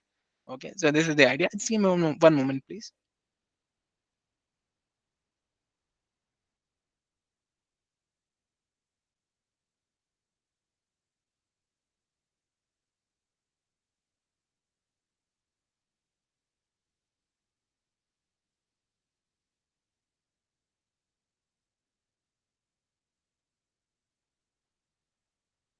Okay, so yeah, that is the idea of disjointness and completeness. Is this part clear? Okay, Mhm. I'm assuming it's clear. So you have this the set again, same thing which I described. Okay, so the set which is split into partition value testing is the input domain. Input domain we have discussed in the context of functional testing. Again, it's the same thing we are carrying over from there. It says input domain can be different sets, one for each input. Okay, and each partition represents one characteristic of the input domain. In the example that I mentioned earlier, in the functional testing case, I was mentioning the partitioning of integers, right? So it might be on the basis of signs. So if it is negative, then it is one class. If it is zero, it is one class. And if it is positive, it is another class, right? So you have this characteristic. So it depends on the application, like what you are trying to do. In the tax example, we were doing it based on the output of the function, right? So based on the output, so for example, you have this. If it is 27% tax, then you have this particular range, right? So this is the characteristic, such that the program under the same under test will behave the same way for any element in that particular partition. Okay, so this idea of behaving the same way, all inputs from one subdomain have the same effect, and the output basically will be the same effect, as in we can only observe the output, right? Because this is a black box again, so we don't know internally what happens, but if the output is the same, we'll say that's the same effect, and it should have that property. Now there is an underlying equivalence relation if you do that, that influences the partition. So input space partitioning is probably known as equivalence partitioning also. Yeah, this is just because there's equivalence relation within the partition. Okay, same thing, because it's going to behave the same way under that input. Okay, now each partition is based on some characteristic of the program, that is okay. Example of characteristics, like if the input is null, what happens? The order of file. If it is sorted, then it might be one possibility. If it is inverse sorted, it's arbitrary, what happens, and so on. Okay. Now this should be satisfied in all partitioning scenarios. Okay, so you have to have your partitions, they are complete, so that when you take the union, it should give you the entire input domain, and they should be disjoint, as I've shown in the uh, graph also in the figure. Okay, they should not overlap. Okay, so this one is not a valid partitioning. Okay, order of file f, for example, it says it's sorted as ascending order, sorted in descending order, right? And you have an arbitrary order, so it depends on the length because we are talking about the file, right? So if the length of the file is 0 or 1, then it belongs to every partition. So there is this overlap in special cases, right? So you have the file which is having length 1, then I don't know whether it is ascending order, it could also be descending order because only one length, right? Or arbitrary order is also satisfied because it is only having one length after all, right? So if it is length of the file is 1, then this partitioning is not valid under that, under that condition. Okay, so you have to keep that in mind. And similarly, this tax example again, so you have these rules, and similarly you get all these 5 cases, of which I discussed in the earlier slide also. It's the same thing we are carrying over here. Okay, so how do we do the input domain modeling then? We do identification of the testable parameters, the testable functions rather, and identify all the parameters that can affect the behavior of the given testable function, like the input which can possibly affect the behavior, and subsequently the output also, right? So because after all, you're going to observe only the output, right? The final output that comes out, you don't know, again same thing, because it is uh, white box, so you don't know. But then you try to select such that it is going to affect, that okay, if I do so and so, then it is going to affect the output of the function, and these parameters together form the input domain of the function under test. Same thing. And modeling of the input domain identified in the previous step. Yeah, and then you have to identify the characteristics which might affect the output. So that is something that is part of the modeling, and get the test inputs. Okay, a test input is the tuple of values, one for each parameter. Yeah, and the test input should belong to exactly one block from each characteristic. Okay, so you define the characteristic, based on which there are chances that the output may differ, right? You define that, and then you select test input such that it belongs only at a time. Select at a time such that it belongs to only one block. Okay, and then you go to the other block and so on. That is how you do that. Okay, input domain can be modeled in several different ways, needs extensive knowledge of the domain. Yeah, so the partitioning itself, the approach of modeling this, and then how do we do partition? This requires knowledge about the domain itself. So therefore, we said initially that you have to have the minimal context information as to what the software is supposed to do, under what conditions, what is the expected output, how it behaves, how it should behave rather, right? And with this domain knowledge is then you partition and then test. So this is, if you think about it, at the end of the day, the same thing that we do in general. If you were to test some software, maybe I develop something and I give it out, I release it for testing. A user is going to do that. Like if I tell someone to test it for me, then he or she might test it different possible ways that could possibly be their use cases, right? And that's what we do. But here we are trying to formulate the same idea, in general, like how it should be. Okay, and yeah, so we have both. Yeah, exactly. So this point is also important. Both valid and invalid input needs to be considered, and two broad approaches are available. So interface based approach or functionality based approach. Okay, so it says about interface based input domain modeling. It says that this method considers each parameter in isolation. So in this case, we are trying to then only see, you know, each input separately, like one characteristics we identify. Like for example, we identify the, let's say, the income range. Maybe there is this function which does a lot depending on multiple parameters. There are multiple characteristics. Based on that, maybe the tax is calculated, let's say. But we're only considering the, in isolation, one parameter at a time. So input range separately, and then you have this, for example, the age of the person and so on. Such things are there, right? So, but you are considering each of the parameters in isolation. So this is how you do that in the interface based case. However, the weakness, of course, is apparent is that not all information that is available to the test engine will be reflected in the interface domain model. The model can be incomplete, right? Because because you don't have the knowledge of the source code. You don't know what other parameters are there so that that particular function can get affected, right? You don't know that, okay, there is this age parameter also. If I change the age, also there is this the age has a bearing on the tax calculation, for example, right? So you don't know that, then in that case it is not complete. And some parts of the functionality might depend on the combination of, yeah, same thing. So that's why we had decision tables, right? So because again we are doing it individually, so we don't know, right? Maybe if we do some specific combination, then that's a different output, and possibly there lies an error of which we don't know. So that is weakness of interface based input domain modeling. Similarly, we have functionality based input domain modeling also, wherein we are trying to think about it as a whole, like as a function. So uh, we are not trying to see individual parameters as in isolation, right? So here what we were doing is that we are considering only the uh, you know only the income range, for example, and then only varying the income range, right? So this we are not doing. We are just testing in terms of the functionality of what it's supposed to do. Okay, so but then, I mean, in general it is difficult to understand. Again, same thing, it again goes back and connects to the same idea again and again, that uh, it is difficult to understand from the outside, like what change in the input would actually affect what portion of the function, right, under test. So it is difficult to identify what would you do, what would be the characteristics, and how do you do this partitioning from the outside. If you think about it, in general as a function. So there is tax calculation. I know tax calculation is happening, but I don't know which parameters are involved. How do I do this partitioning, right? Maybe and what kind of cases are there, right? So this is more difficult to come up with test cases. Difficult test case design is there. Okay, just give me one moment, please. Getting a call.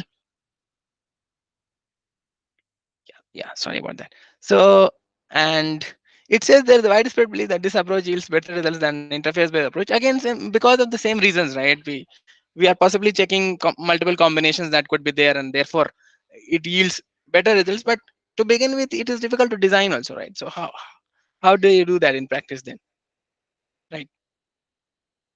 Yeah, another thing is that about this is that it's only based on the requirements. We are not concerned about the individual parameters that are involved here. So from the beginning we can start developing the uh, test cases, okay, on based on the requirements. Like we know functionality, what it should do, right?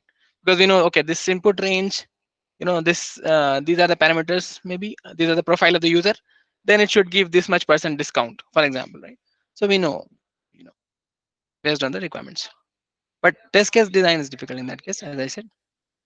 Yeah, this is one example of uh, testing it. So this is this method which is find element, and we are providing this list and an object to find inside of that. So the code is not there, of course, because we are doing black box, but we know what the effects should be. It says if list or element is null, then you throw null point exception. That is known, okay? So I mean, that is part of the effect, okay? And else return true if the element is in the list, false otherwise. So if it is empty or null, yeah, if the list or element, either of the two are null, then null pointer exception should occur. That is default anyway, right? And if it is not the case, then you return true if the element is there, otherwise it is false. So you're just looking for a particular element there. So okay, so characteristics in this approach are easy, directly based on the individual input. So input can be obtained from specification. Hence, this is black box testing. So yeah, so what could possibly be the cases for based on the interface, because we know the interface right here, that okay, we have the list and the object. Okay, so the list is null. Okay, and sorry, this b1 is not given.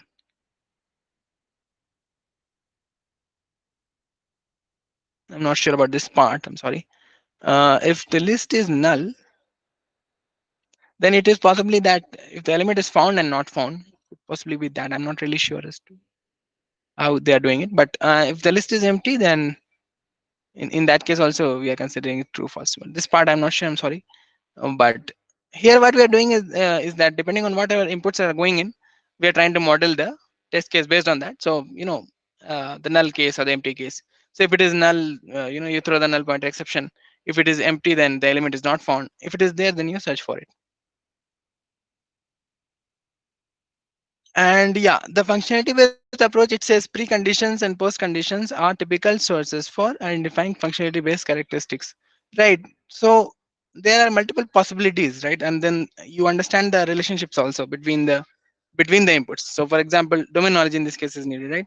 So number of occurrences of the element in list, right? So it could be 0, 1, or more than 1. Elements occurs first in the list. If it is occurring first, it could be last also. Is it in between? Is the list sorted? Is the list unsorted? All such things are coming, right? And if you have the domain knowledge, like for example, if I know that the list is always going to be sorted in the ascending order, if I know that, and and if a particular element that I'm looking for is going to be less than a particular element always, then I know, that cuts the search space. I know where to look for. That makes it easier, designing the test case easier, but that requires domain knowledge, right? So it's slightly more involved approach in the functionality based case. In the interface based case, it is like more basic. However, it is easy to design the test case for this also. Okay. And yeah, choosing partitions, of course, as I said, it's a difficult thing to do, and it's a key step in empty space partitioning.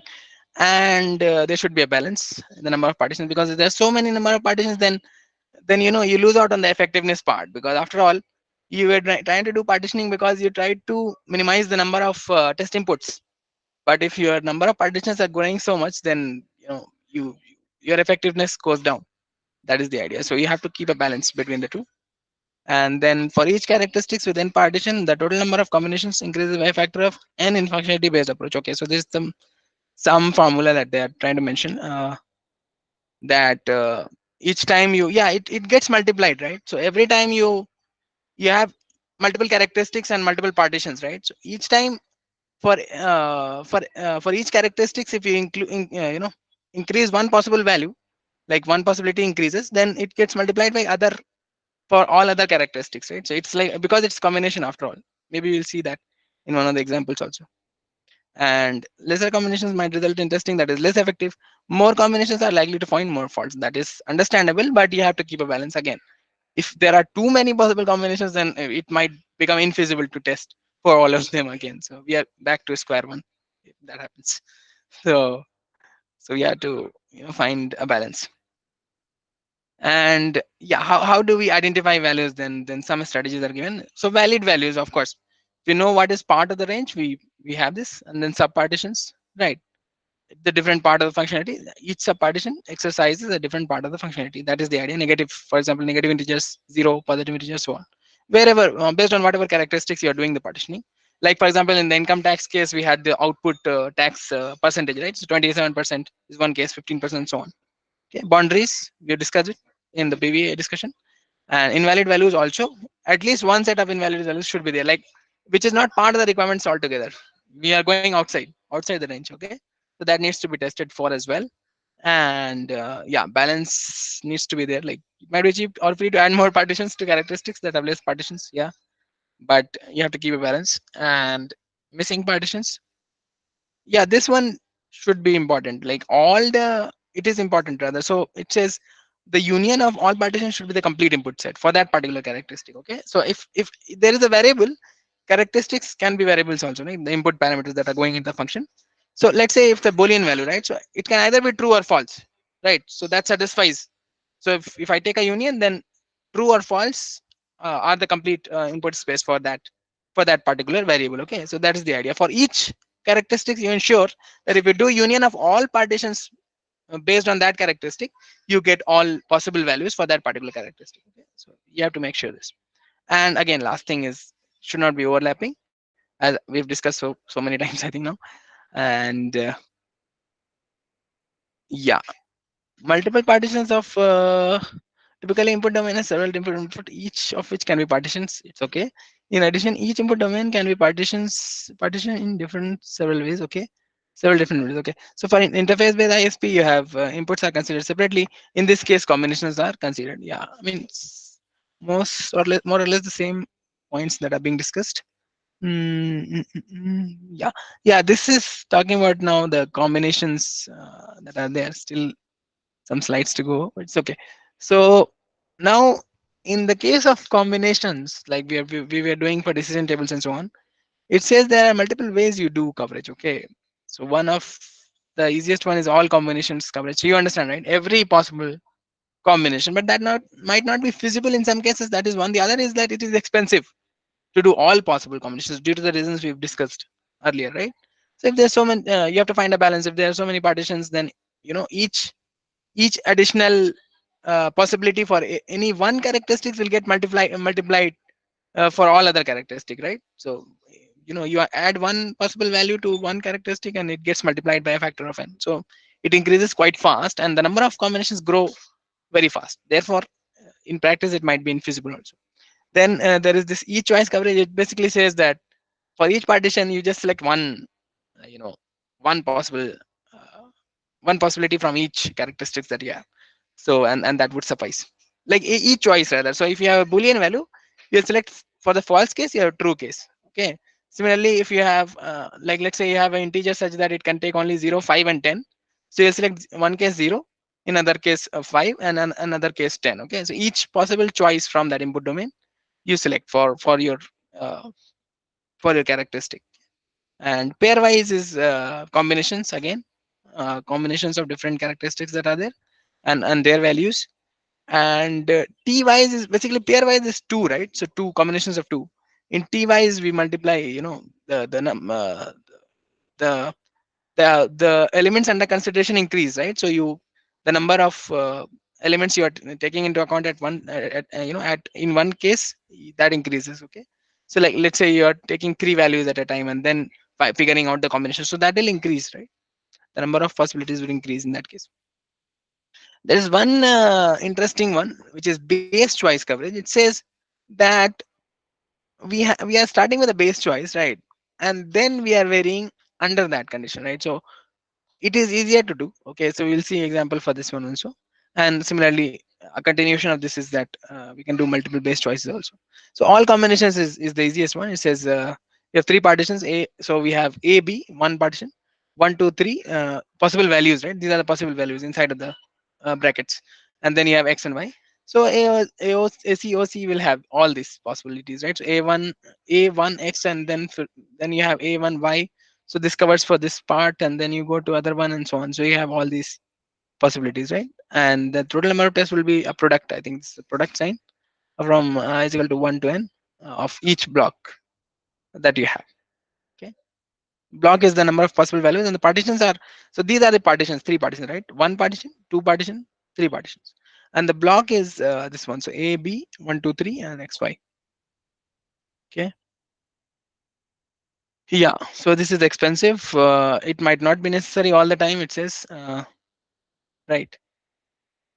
Now, each choice coverage is easy. It says one value from each block for each characteristic. That's all. So you select A, you just ensure that any one of the test cases you select one A once. Okay, I don't care about the other partitions. Okay, just exercise A. Similarly, in any one of your test cases, just exercise B once. So for example, this one is covered, right?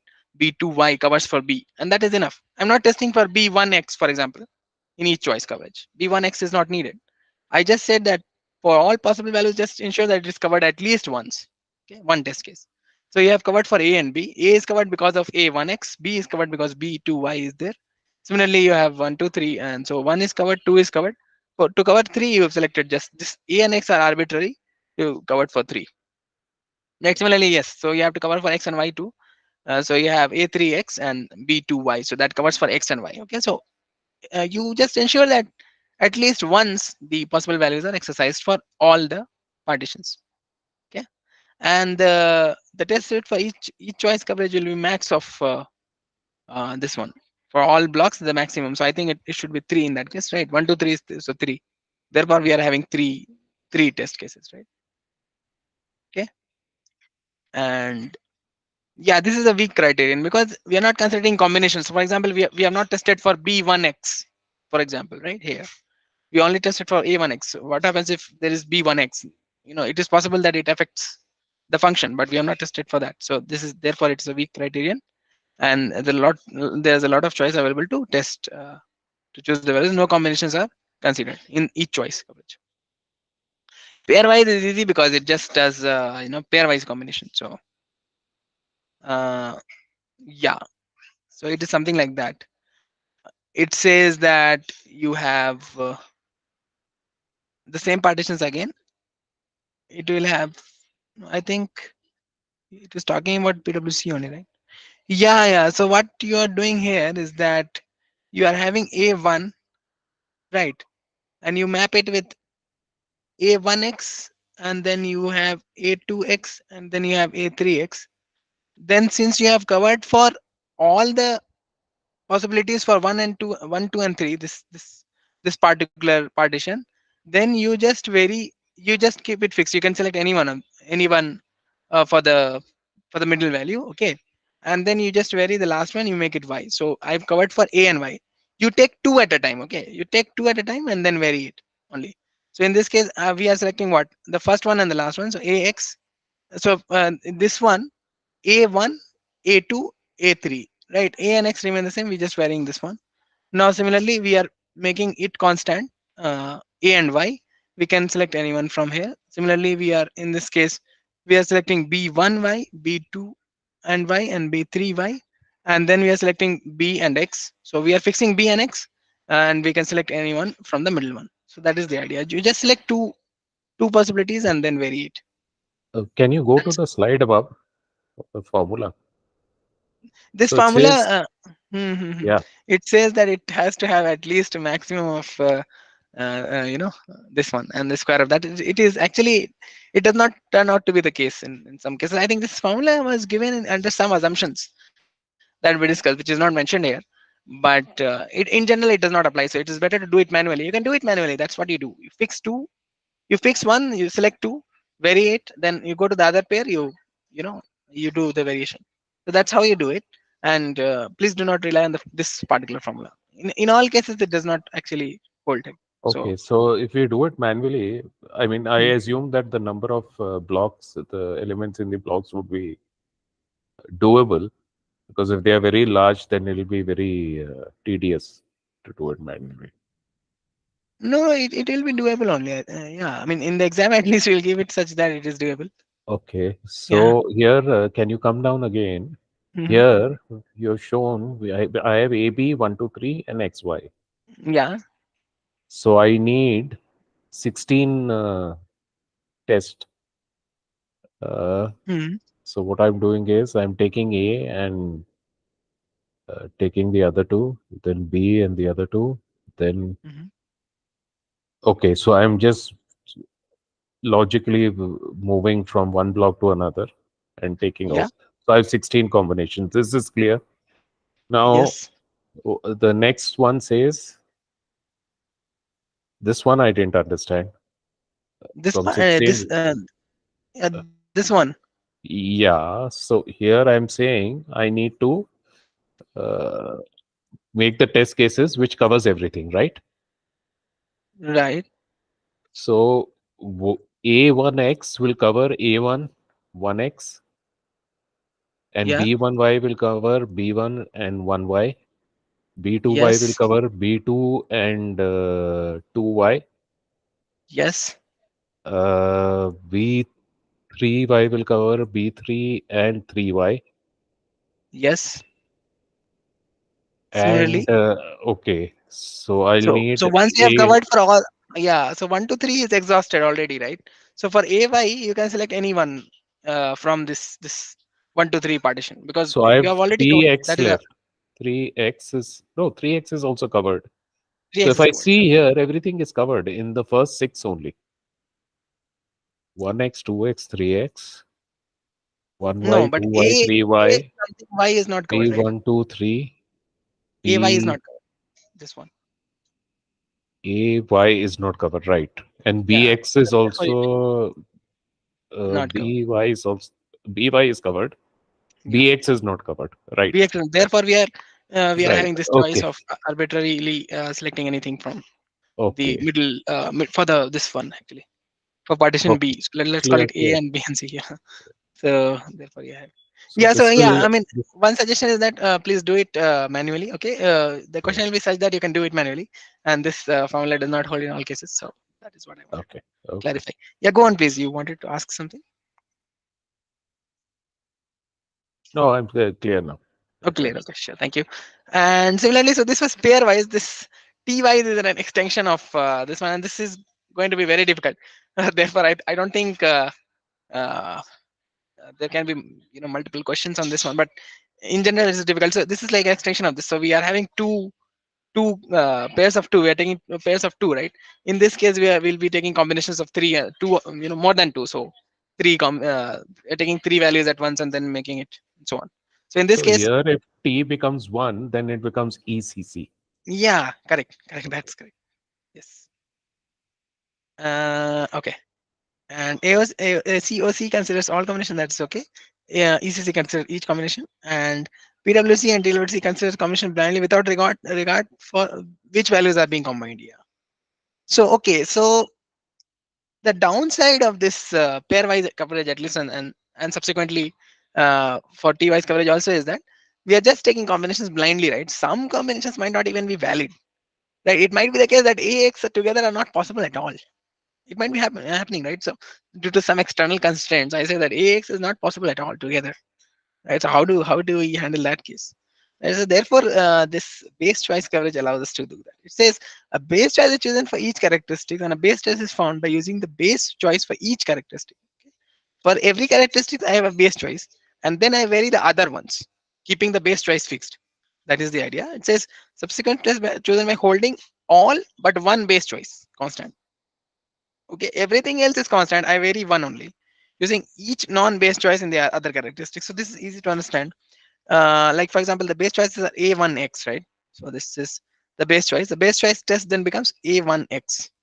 Okay, so what do I do? I'm keeping A1x fixed in this case, and I'm varying. So A is covered already. For B, we made it B. 1x remained constant, right? Similarly, and then I go back to the base case again. So I just varied the first part from A to B, and the rest of them remained constant because I was varying the first part. Then I went back to my base case again. So I started with A1x, and then I'm varying the second part.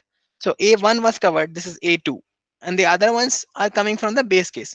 So whatever It's is clear. not being varied, it is coming from the base choice. Okay, whatever is varied. Okay, so we are now in this case, for example, yeah, so A2 and you have to cover for A3 also, right? So the two possibilities, and the rest of it which is not being varied is coming from base choice, which is A and X. That's correct. Similarly, so A1 was coming from where? A1 is coming from the base choice, and then you're varying the last part, which is X and Y. So X is covered, you're covering for Y in this one. So, and the rest, A and 1 are coming from the base choice. So you always go back to the base choice, vary whatever is not varied here. So I mean, This that's clear. the, yeah. This clear. Right. Okay, so and so this is the formula, Yeah. from which you can get, and this is correct actually. So Right. you can actually get the right number from this. The next one is a problem. This one is again a problem. The formula, is it? Yes. Okay, I'm not sure. At this moment, I have to check whether that holds or not. It should hold. So that's why. Okay. Let's just see it. Maybe I'm making a mistake somewhere. Okay, so do we have an example here? I think the example was given. If you go down, This is PW. Okay, this one is it?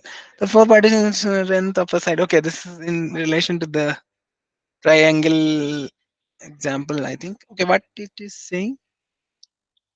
it is saying that we consider 2 and 1 to be base choice side 1. This gives us 2 base tests. Okay. So we get totally this. So we are getting how much? 16, isn't it?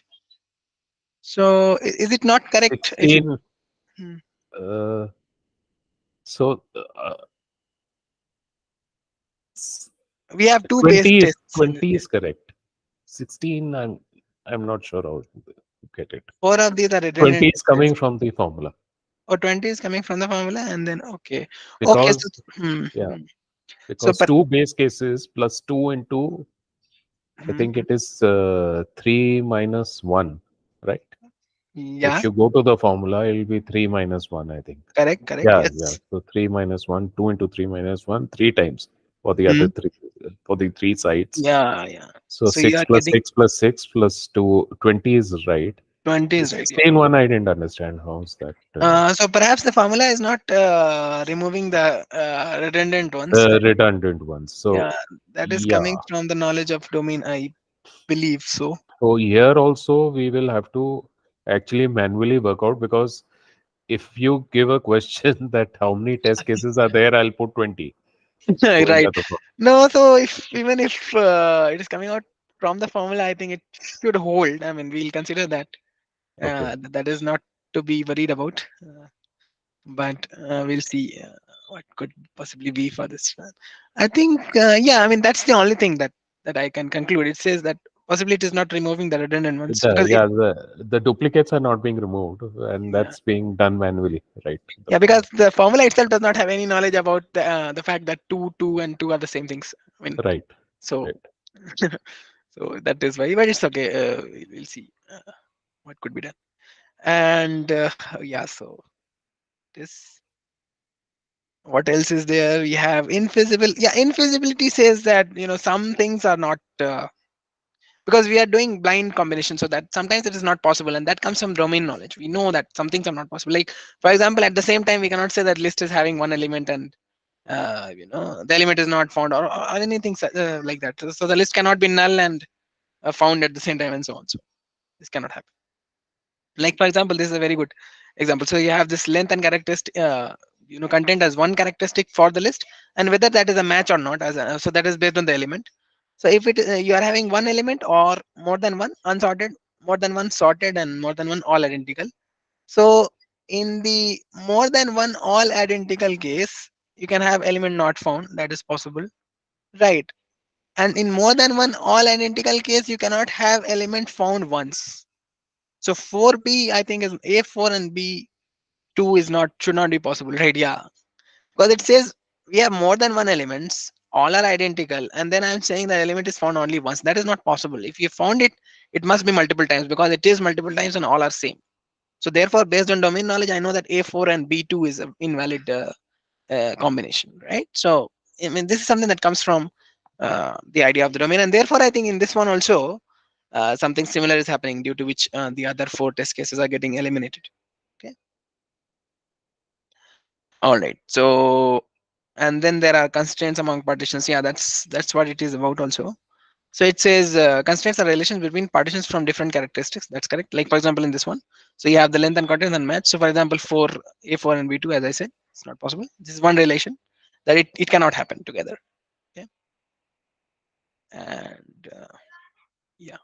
So it says a block from one characteristic cannot be combined, or oh yeah, there can be two kinds of constraints. Okay, one is that it cannot be combined. Like for example, this A4 B2 case. In this case, it is not possible to combine the two. Similarly, there are certain characteristics which must be happening together.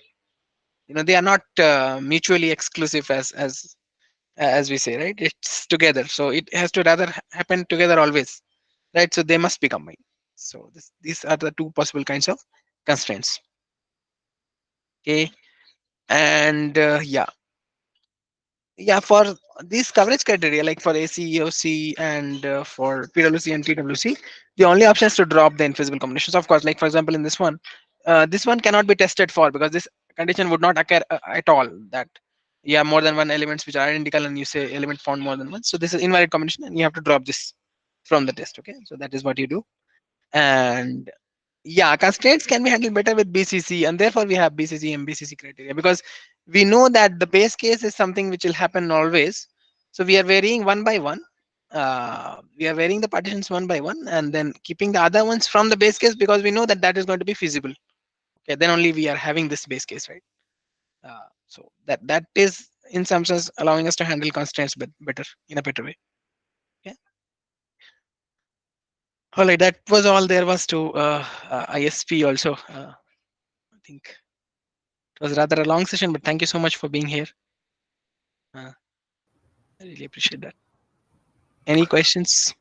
Yeah, just one question in the graded assignment. Question number 1, Which grade assignment? week 8.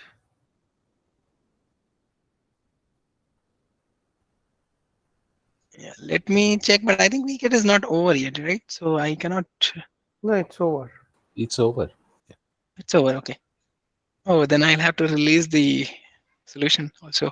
Yeah, 7 and 8 you have to release. Right, right. Okay, thanks for reminding. I thought week 8 is still not over. Let me put that. I'll put it after the class. Let me just open and see. So you're telling about question 1. CS3002. Okay. Yeah.